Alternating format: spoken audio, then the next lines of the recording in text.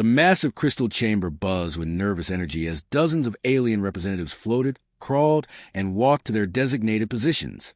The emergency session of the Galactic Council had been called after 3 days of silence from a Kepler mining colony, and now everyone knew why.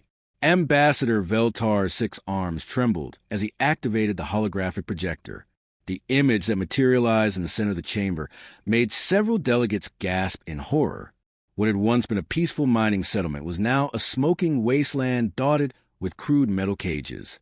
The Vorthak Empire struck without warning, Veltar announced, his voice echoing through the crystal dome. Our Zalarian workers never stood a chance. The footage showed reptilian soldiers herding blue-skinned miners into transport ships. Children clung to their parents while Vorthak overseers cracked energy whips above their heads. The gentle Zalarians, evolved from herbivorous creatures, had no concept of organized violence. They'd been enslaved in less than 6 hours. Council leader Mordun's massive form shifted on his floating platform, tentacles writhing in agitation. As a member of the aquatic depth dwellers, he'd never experienced warfare firsthand, but he understood its implications. This cannot stand. The Vorthak have violated every treaty we've established. Agreed, chirped Representative Zix from her perch near the ceiling. Her bird-like species had mastered defensive technology, but their hollow bones made them unsuitable for combat operations. However, our combined fleets lack offensive capabilities. We're peacekeepers, not warriors. Murmurs of agreement rippled through the assembly. The Galactic Council had been formed by species who'd evolved past the need for violence. Their ships were designed for exploration and rescue operations. Their weapons were meant to disable, not destroy. Facing the Vorthak Empire's war machine would be like sending scholars to fight gladiators. There must be someone, pressed Delegate Kyrian, his crystalline body flickering with frustrated light patterns. Some species capable of matching Vorthak aggression. Veltar hesitated before responding. He'd been hoping to avoid this option, but desperation left few choices. There is one possibility. Our deep space scouts recently cataloged a system in Sector 7G. The third planet shows signs of advanced civilization. The holographic display shifted, showing a blue and green world orbiting a yellow star. Data streams scrolled alongside the image, and several delegates recoiled at what they saw. A Class 12 Death World? Mordun's tentacles stopped writhing entirely. The classification system only goes to 10. Our xenobiologists had to create a new category, Veltar explained. This planet actively tries to kill its inhabitants. Extreme weather patterns, seismic instability, aggressive fauna, toxic flora, and radiation levels that would sterilize most worlds. Yet somehow, an intelligent species not only survived but thrived. The chamber fell silent as delegates processed this information. Most of them came from garden worlds where the biggest natural threat might be a seasonal storm. The idea of evolution occurring under constant mortal danger was nearly incomprehensible. What do we know about these humans? Asked Representative Zix, her head tilting curiously. Very little, Veltar admitted. They appear to be bipedal mammals with remarkable adaptability. Our long-range sensors detected massive population centers, advanced technology, and most importantly, evidence of organized warfare on a planetary scale. Warfare? Several delegates echoed simultaneously. They fight each other regularly, yet their civilization continues to advance. This suggests a level of resilience and tactical thinking that could prove useful against the Vorthak. Delegate Kyrian's form brightened with hope. If they could survive on a world like that and maintain technological progress despite constant conflict, they might be exactly what we need. But what if they're as brutal as the Vorthak? Worried Zix. We could be trading one problem for another. Veltar manipulated the display to show energy readings from Earth's major cities. Their power signatures suggest they've moved beyond purely destructive technology. They appear to have medical facilities, educational institutions, and artistic centers. Whatever they are, they're not mindless berserkers. The debate continued for several hours, but the conclusion was inevitable. The Galactic Council had tried diplomacy with the Vorthak Empire for decades, offering trade agreements and cultural exchanges. Each attempt had been met with expansion and conquest. Now, with 3,000 innocent lives hanging in the balance, they needed someone who could speak the only language the Vorthack understood. Very well, Mordun announced finally. We authorize first contact with this human species, but we approach them carefully. If they're dangerous enough to survive a class 12 death world, they're dangerous enough to threaten us all. As the session concluded and delegates dispersed to their respective vessels, none of them realized they just made a decision that would reshape galactic civilization forever. They thought they were hiring mercenaries. They had no idea they were about to meet Earth's children. The sleek alien vessel descended through Earth's atmosphere like a silver teardrop, its hull shimmering with energy fields that deflected the worst of atmospheric entry. Inside the ship, Ambassador Veltar and his diplomatic team prepared for what they assumed would be a straightforward recruitment mission. Find the local warlords, negotiate payment terms, and deploy these Death World survivors against the Vorthack Empire. They couldn't have been more wrong. The landing site chosen by human authorities was a carefully prepared facility in the Nevada desert, far from major population centers, but close enough to demonstrate Earth's technological capabilities. As the alien craft touched down with barely a whisper, military vehicles surrounded it at a respectful distance, while news helicopters circled overhead like mechanical vultures. Admiral James Peterson stepped forward as the ship's ramp lowered, flanked by Dr. Helen Brooks and General William Hayes. They'd spent weeks preparing for this moment, studying the fragmentary transmissions the aliens had sent ahead. What they hadn't expected was how utterly alien their visitors would actually be. Veltar emerged first, his 6 arms moving in careful diplomatic gestures, while his crystalline skin caught the desert sunlight. Behind him came 3 other beings that looked like they'd stepped out of humanity's wildest science fiction dreams. A floating jellyfish creature with trailing tentacles, a bird-like being with iridescent feathers, and something that resembled a walking plant covered in centipods. Greetings, human representatives, Veltar said through his translation device, the words carrying a slight electronic distortion. I am Ambassador Veltar of the Galactic Council. We come seeking warriors. Peterson exchanged glances with his colleagues. The directness was almost refreshing after years of political meetings filled with careful word choices and hidden meanings. Welcome to Earth, Ambassador. We're honored by your visit, though I have to say, your message was pretty vague about exactly what kind of help you need. The alien delegation seemed confused by this response. In their experience, warrior races were eager to fight regardless of cause. Payment and glory were usually sufficient motivation. The details are simple. The bird-like creature chirped. The Vorthack Empire has enslaved peaceful mining colonies. We require soldiers to liberate them. Your species' survival on this death world suggests you possess the necessary combat skills. Dr. Brooks stepped forward, her scientific curiosity overriding diplomatic protocol. When you say enslaved, what exactly do you mean? Are we talking about forced labor, territorial occupation, or something else entirely? Again, the alien seemed puzzled by the question. Veltar's translator buzzed as he consulted with his companions. The Vorthack have taken approximately 3,000 Zalarian civilians for mining operations. They resist rescue attempts with lethal force. Are there children among the captives? General Hayes asked quietly. Of course. Zalarian family units remained together during. That's enough, Hayes interrupted, his jaw tightening. Admiral, I think we need to hear the full story. What followed was a detailed briefing that left the human representatives both horrified and amazed. Horrified by the casual brutality of the Vorthack Empire, and amazed by the apparent helplessness of the Galactic Council. These advanced civilizations, with technology that could cross interstellar distances in days, had somehow evolved beyond the concept of organized military resistance. Let me understand this correctly, Peterson said slowly. You have thousands of species in your council, advanced technology, and you're asking us to handle this alone because you don't have armies? We have peacekeeping forces, the jellyfish creature explained, its tentacles rippling with what might have been embarrassment. But they're designed for patrol duties and natural disaster response. The Vorthack possess dedicated war fleets. Dr. Brooks leaned forward, her expression intense. What happens to planets that resist the Vorthack? Do they negotiate terms, impose tribute, or they typically eliminate organized resistance and enslave useful populations? Veltar answered matter-of-factly. Non-useful populations are discarded. The temperature in the room seemed to drop several degrees. Peterson's voice carried a cold edge when he spoke again. Discarded how exactly? Mass elimination events. The Vorthack view it as efficient resource management. General Hayes stood abruptly, his chair scraping against the floor.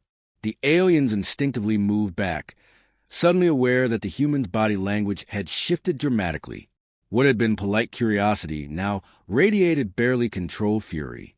"You're talking about genocide," Dr. Brooks said quietly. "Industrial-scale murder of civilian populations." Yes, I suppose that's accurate," Veltar admitted, apparently oblivious of the storm building in his human audience. Peterson looked at his colleagues, seeing his own thoughts reflected in their faces. These aliens had traveled across the galaxy, expecting to hire mercenaries for a simple military operation. Instead, they just described war crimes on a scale that made humanity's worst historical atrocities look like neighborhood disputes. "We'll help you," Peterson said finally, his voice carrying absolute conviction. "But understand something, Ambassador. We're not doing this for payment or glory. Those are innocent people being tortured and murdered, and that stops now." The alien delegation relaxed, believing they'd successfully negotiated the contract they'd come for. None of them understood that they hadn't hired soldiers at all. They'd just awakened something far more dangerous than any warrior race. They'd awakened humanity's conscience. The void between stars had never seen anything like the human fleet that emerged from hyperspace near Kepler 442b. While Galactic Council ships resembled elegant sculptures designed for peaceful exploration, the human vessels looked like what they were: tools of war built by a species that had learned to fight on a world that constantly tried to kill them.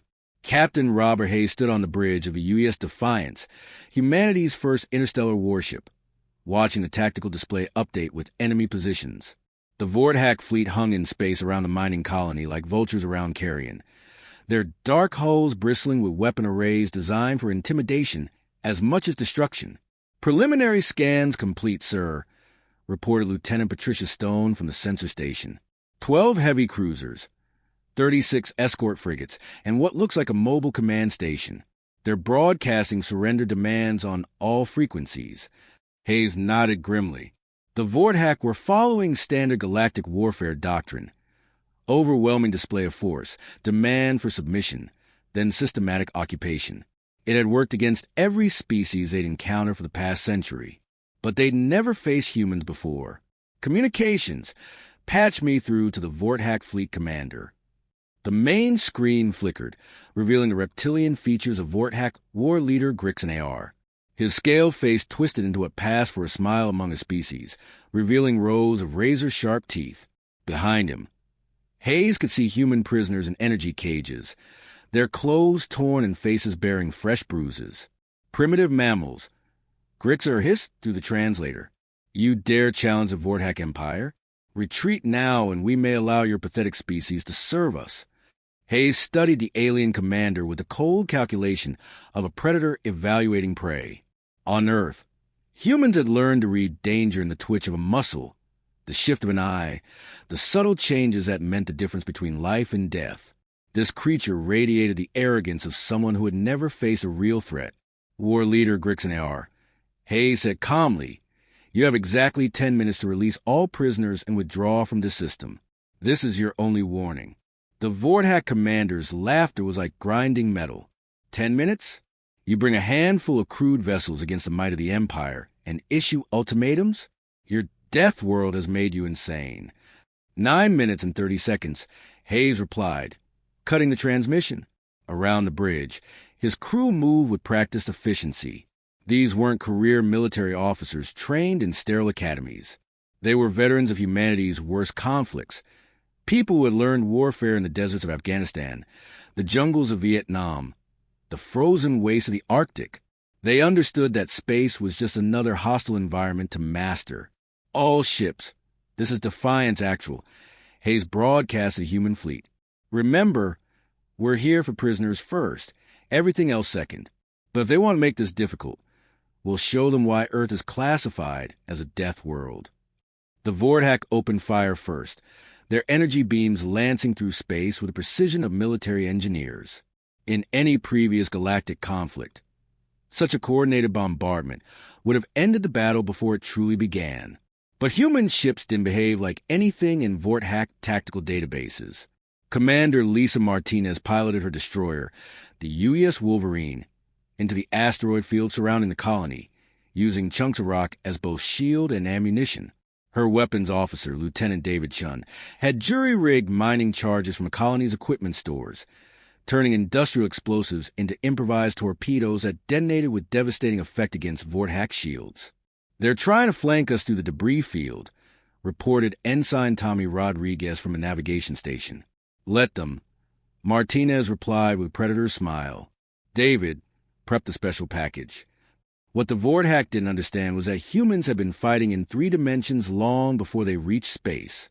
Every asteroid became a tactical position, every piece of debris a potential weapon. When Vordak fighters pursued human craft into the densest part of the field, they found themselves facing tactics that defied every rule of civilized warfare. Lieutenant Colonel Janet Williams led the first boarding action, her Marine unit using controlled explosions to breach the Vordak command ship's hull. The reptilian defenders had prepared for energy weapon firefights in pressurized corridors. They hadn't expected humans to vent entire sections of vacuum, using the escaping atmosphere of propulsion, while fighting in environmental suits designed for the hell world they call home. "Sector 7 is secure," Williams reported over the comm, her voice calm despite fighting in conditions that would kill most galactic species. Moving toward the prisoner blocks. The battle raged for 6 hours, but the outcome was never really in doubt. The Vordak had faced herbivorous species that preferred negotiation, aquatic creatures uncomfortable with 3-dimensional combat, and energy beings that avoided physical confrontation entirely. They had never encountered anything like humans. By the time the last Vordak ship surrendered, their scattered fleet was broadcasting warnings to any vessel within range. Beware the Deathworlders who fight like the Void itself had taught them. The aftermath of the initial battle left the Vordak fleet in shambles, but what happened next would haunt their empire for generations to come. War leader Grixar sat in his damaged command center, scales still trembling from the shock of seeing his supposedly invincible forces carved apart by primitive mammals. But the real horror was just beginning. "Sir," his communications officer hissed, "the humans are broadcasting on all frequencies. They're demanding our wounded." Grixar's reptilian eyes narrowed to slits. In 1,000 years of Vordak expansion, no enemy had ever made such a request. Wounded warriors were left to die with honor, or eliminated to prevent intelligence leaks. The concept of treating enemy casualties was completely alien to their way of thinking. Demanding them for what purpose? Grixar asked, though part of him already feared the answer. On the main screen, Captain Hayes appeared again, but this time he wasn't alone. Behind him, human medics in white coats were working frantically over examination tables where both human and Vordak wounded lay side by side. A human doctor was actually performing surgery on a Vordak soldier, her hand steady as she repaired damage from the battle. War leader Hayes said calmly, "We've established field hospitals on 3 of your disabled vessels. Your wounded are receiving the same medical care as our own people. We're prepared to return them once they're stable." Grixar stared in stunned silence.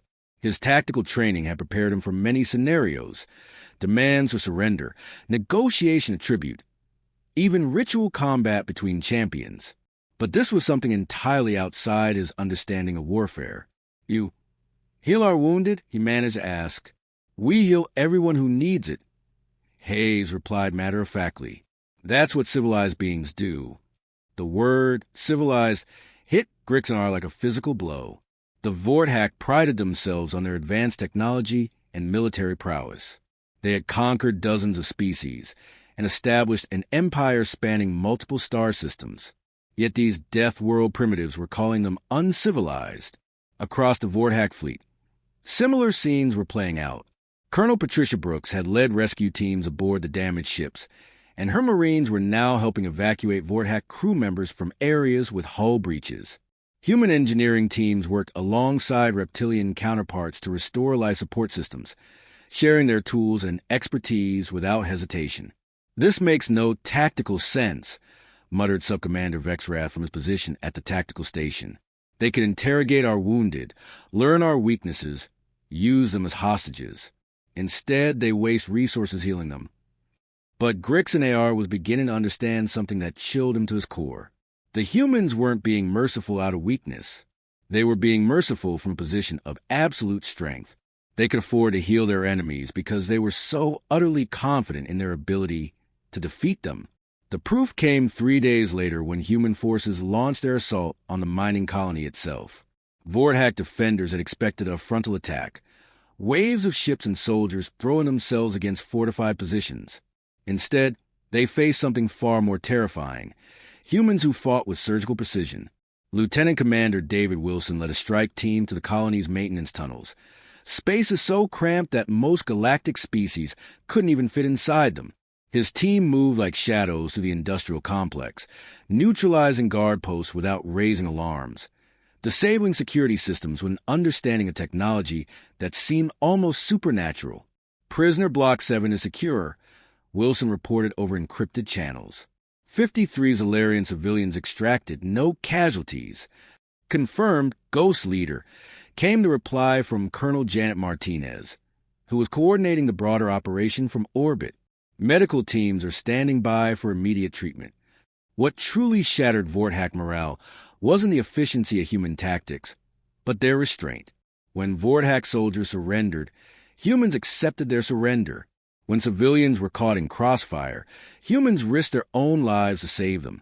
When infrastructure could be captured instead of destroyed, humans took the more difficult path to preserve it for the people they were liberating. Sergeant Ronald Hayes found himself face-to-face with a young Vorthack soldier, barely old enough to serve, who had been trapped in a collapsed bunker for 2 days. The reptilian youth expected execution or torture. Instead, Hayes shared his emergency rations and called for medical evacuation. "Why?" the young Vorthack asked in broken galactic standard. "I am enemy." Hayes looked at him with something approaching pity. "Kid, you're not my enemy. You're just some scared soldier following orders. My enemy is whoever sent you here to terrorize innocent people." Word of such encounters spread through Vorthack ranks like wildfire. These weren't just warriors they faced, but something entirely new in galactic warfare. Soldiers who fought for principles rather than conquest, who showed mercy not from weakness but from moral strength. By the end of the week, entire Vorthack units were surrendering without firing a shot. The empire that had built its reputation on fear and brutality found itself facing an enemy that rendered their entire worldview obsolete. They had awakened something they couldn't understand, couldn't predict, and definitely couldn't defeat. For the first time in their species' history, the Vorthack Empire knew fear. The liberation of Kepler, 442b, was complete, but the real shock came in what followed. Ambassador Veltar stood in the rebuilt colony's main plaza, watching human engineers work alongside former Vorthack prisoners to reconstruct the mining facilities. This wasn't how galactic warfare was supposed to end. Victorious species either enslaved the defeated or drove them away entirely. They didn't rebuild their infrastructure and offer them jobs. "I don't understand," Veltar confided to his aide, the bird-like creature Zix. "The humans possess overwhelming military superiority. Why aren't they claiming the colony as their own territory?" Captain Janet Martinez overheard the conversation as she passed by, carrying architectural plans for the new community center. She paused, setting down the blueprints with the casual confidence that had become humanity's trademark throughout the campaign. "Because that's not why we came here," she said simply. "We came to free people, not conquer them." The concept was so foreign to established galactic thinking that several council observers had requested extended stays just to study human behavior. They watched in amazement as human doctors treated Zalarian trauma victims. Human teachers helped Vorthack children learn galactic standard, and human engineers shared advanced manufacturing techniques with both species. Admiral James Peterson arrived for the formal ceremony 3 weeks after the last shot was fired. The colony's central square had been transformed from a place of oppression into something resembling a festival ground. Zalarian families reunited with relatives they thought lost forever. Young Vorthak soldiers, still uncertain about their fate, found themselves invited to community meals by the very people they'd been ordered to guard. "This is unprecedented," whispered Council Leader Mordun to his fellow delegates. "In recorded galactic history, post-conflict integration has never occurred this smoothly." Dr. Helen Brooks, now serving as humanity's chief diplomatic representative, approached the assembled council members with a data pad containing humanity's formal response to joining galactic civilization. The terms she outlined would reshape interstellar politics forever. First, Brooks announced to the gathered crowd, humanity accepts membership in the Galactic Council, but with conditions. Any species that practices slavery, genocide, or systematic oppression will face immediate sanctions. We're not interested in being part of a community that tolerates such behavior. Several delegates shifted uncomfortably. The human definition of systematic oppression was considerably broader than the galactic standard, which had previously focused only on the complete extinction of species. Second, Brooks continued, all council military actions must include provisions for civilian protection, post-conflict reconstruction, and democratic transition of governance. We won't participate in operations that create more problems than they solve. The Zalarian representative, a blue-skinned engineer named Koven who had spent 6 months in Vorthak slavery, stood to address the assembly. "If I may speak," he said, his voice still shaky from recent trauma, "the humans didn't just free our bodies. They freed our spirits. They showed us that strength doesn't have to mean cruelty." From a crowd, a young Vorthak voice called out in accented galactic standard, "My name is Zektar. I was soldier. Now I learn engineering from human teacher. Humans show me there is better way than empire." Peterson smiled at the interruption. This was exactly what humanity had hoped for. "That brings us to our third condition," he announced. "The Galactic Council will establish educational exchange programs, cultural sharing initiatives, and joint research projects. We've learned that the best way to prevent future conflicts is to help everyone understand each other better." The transformation wasn't limited to the mining colony. Across known space, word was spreading about the Deathworlders who fought not for conquest but for justice.